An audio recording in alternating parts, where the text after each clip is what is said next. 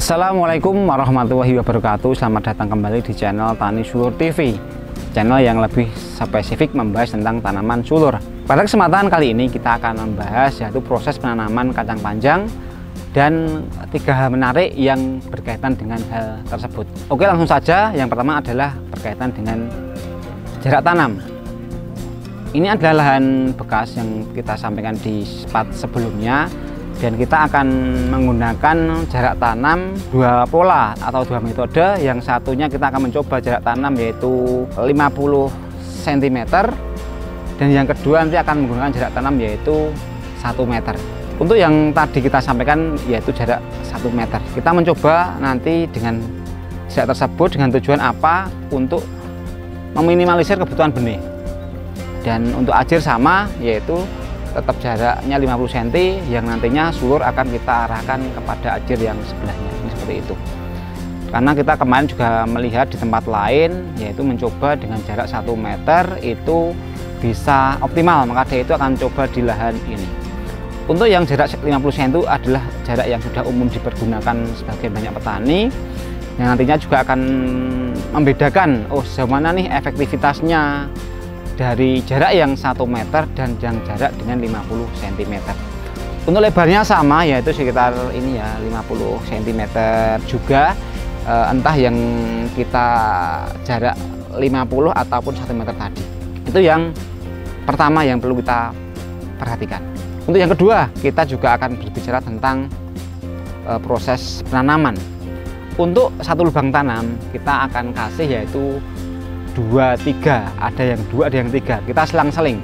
Mengapa kita tanami 2 dan 3?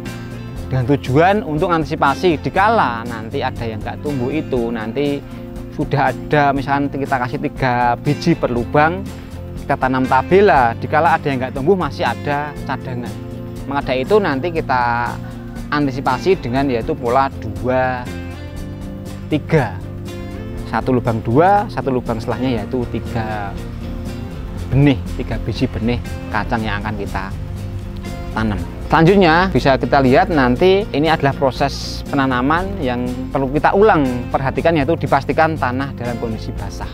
Itu menjadi hal penting karena semua biji apapun juga dikala kita tanam kok tanahnya itu nggak basah atau nggak lembab, itu nanti berpengaruh terhadap daya tumbuh dari benih tersebut. Maka itu sangat perlu diperhatikan oleh sahabat tani semuanya. Untuk yang ketiga adalah kita akan berbicara tentang jenis benihnya. Perlu diketahui bersama bahwa saat ini di pasaran itu sangat banyak jenis benih kacang. Ada yang sudah tahan virus, ada yang toleran virus, dan ada juga yang masih belum tahan sama sekali. Dan itu juga berpengaruh nih terhadap areanya. Ada juga daerah yang masih netral, nggak ada tanaman kacang di situ, itu bisa jadi tanaman yang biasa pun juga bisa layak ditanam. Kan tapi di area yang kita tanami sekarang ini merupakan area yang sudah endemik, tanaman cuman silih berganti, ada yang tanam, ada yang sudah panen, dan cuman rotasi tanaman saja. Maka dari itu perlunya kita memilih yang sudah toleran virus.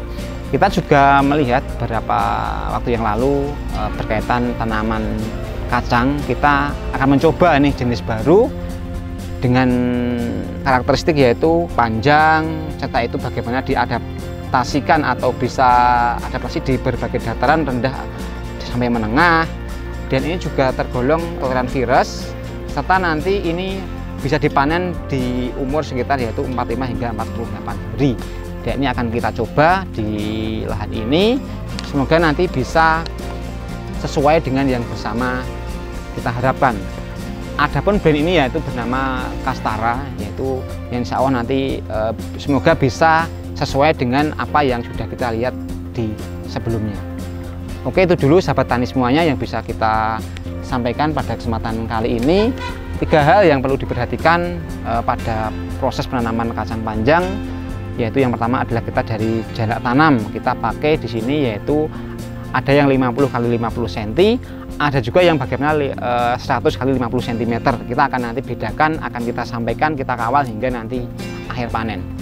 Untuk yang kedua kita berbicara berkaitan dengan jumlah biji per lubangnya. Kita menggunakan yaitu 2, 3, ada yang 2, ada yang 3. setelah kita lubangi sekarang lubang ini 2, nanti sebelahnya 3. Dengan tujuan apa? Agar dikala ada yang nggak tumbuh masih ada cadangan sebagai acuan yang kita tanam. Itu yang ketiga, kita juga untuk antisipasi juga nih, kita perlu cadangan atau nyemai benih kacang ini dikala nanti ada yang mati, itu bisa tidak terlalu jauh untuk rentang pertumbuhannya. Itu 3 hal penting yang nanti sebagai acuan atau tambahan untuk sahabat tani semuanya.